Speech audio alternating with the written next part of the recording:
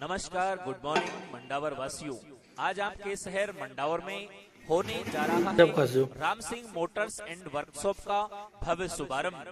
जी हां, यह शुभारंभ प्रातः 10:15 बजे नया bus stand mono auto parts के पीछे मंडावर में किया जाएगा, जिस पर आप सभी को मिलेगा सभी प्रकार के दोपहिया वाहनों का संतोषजनक कार्य, आधुनिक मशीनों और नई टेक्नोलॉजी पर आधारित कुशल कारीगरों के द्वारा। जी हां, एक बार सेवा का मौका अवश्य दीजिए। Ram Singh motors and workshop, नया bus stand, mono auto parts के पीछे मंडावर। प्रोपराइटर राम सिंह सैनी पिनान वाले एवं मिस्त्री त्रिलोक सैनी।